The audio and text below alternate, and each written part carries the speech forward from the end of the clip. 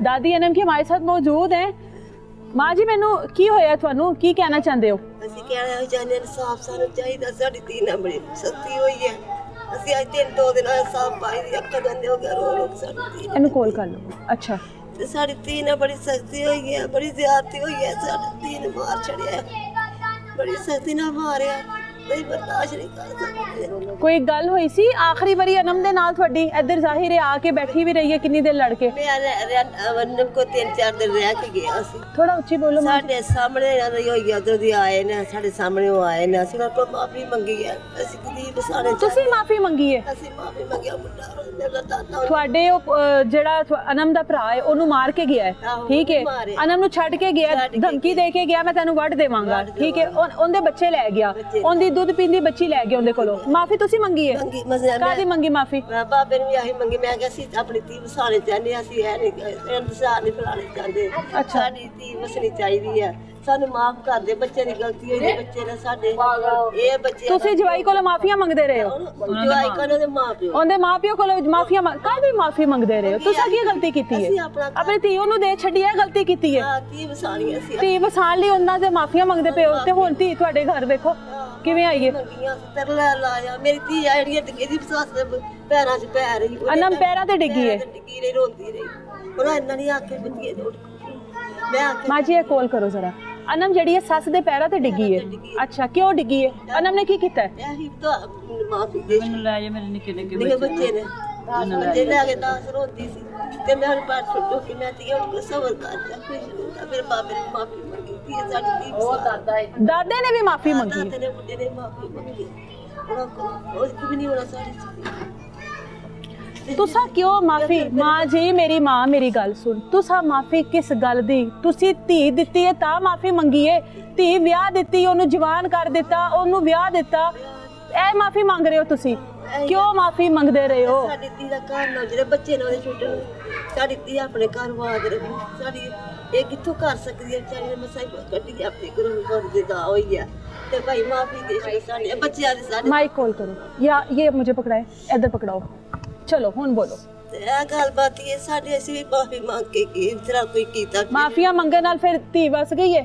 ਨਹੀਂ ਵਸੀ ਨਾ, ਮਾਰ ਛੱਡਿਆ ਨਾ ਉਹਨਾਂ ਨੇ। ਤੈਨੂੰ ਸੱਦਿਆ, ਫਿਰ ਦਾਦੇ ਨੂੰ ਨਾ ਸੱਦਿਆ, ਦਾਦੇ ਨੂੰ ਸੱਦਿਆ ਸੀ? ਅੱਛਾ ਨੇ ਭੇਜਿਆ ਮਾਮੇ ਆਪਣੇ। ਅੱਛਾ ਉਸ ਦਾਦੇ ਨੂੰ ਸੱਦ ਕੇ ਲਿਆ। ਉਸ ਦਾਦੇ ਨੇ ਕੰਮ ਮੁਕਾਣਾ ਹੈ। ਅੱਛਾ ਫਿਰ ਦਾਦਾ ਆ ਗਿਆ। ਦਾਦਾ ਮੈਂ ਨਹੀਂ ਜਾਣਾ। ਮੈਂ ਅੱਗੇ ਮਾਫੀਆਂ ਮੰਗ ਕੇ ਰਿਹਾ। ਮੈਂ ਕਿ ਜਾ ਸਾਡੀ ਧੀ ਵਸ ਜੇ ਕੋਈ ਗੱਲ ਤੂੰ ਜਾ।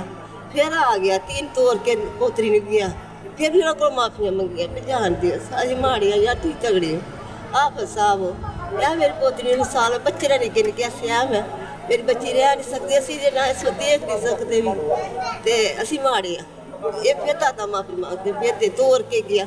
ਮੈਂ ਕਿਹਾ ਦਾਦਾ ਹੀ ਮਾਰ ਗਿਆ ਮੇਰੀ ਧੀ ਨੂੰ। ਉਹਨਾਂ ਦੇ ਘਰ ਉਹਨਾਂ ਤੋੜ ਦਿੱਤੀ। ਮੇਰੀ ਧੀ ਮਾਰ ਗਿਆ, ਮਾਰ ਚੜੀ। ਹੁਣ ਕਹਿੰਦੇ ਹੋ ਨਾ ਹੀ ਤੋੜ ਦੇ ਹਨਾ? ਹੁਣ ਤਕਲੀਫ ਹੋ ਰਹੀ ਹੈ ਕਿ ਨਾ ਹੀ ਤੋੜ ਦੇ? ਨਾ ਹੀ ਤੋੜਦੇ। ਅਸੀਂ ਉੱਥੋਂ ਆਏ, ਉੱਥੋਂ ਆਣ ਕੇ ਜਾ ਕੇ ਦੇਖ ਕੇ ਆਏ। ਦਾਦਾ ਛੱਡ ਕੇ ਤੋੜ ਕੇ ਗਿਆ ਵਾ ਦਾਦਾ।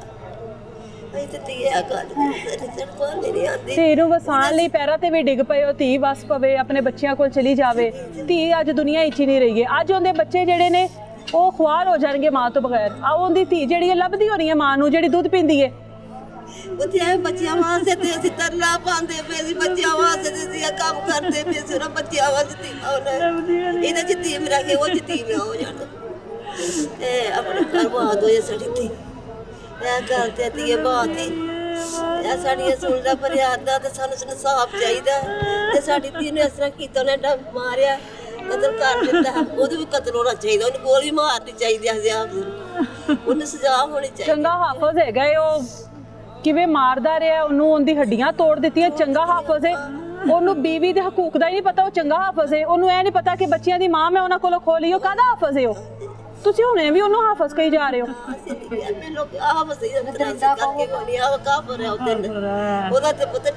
ਜਿੰਦੇ ਦਿਲ ਵਿੱਚ ਕੁਰਾਨ ਹੋਵੇ ਉਹ ਇੰਜ ਕਰਦਾ। ਬੁੱਢੇ ਨੇ ਆਖਿਆ ਚੁੱਕੋ ਚੁੱਕੋ ਪੈਂਦਾ ਸੀ।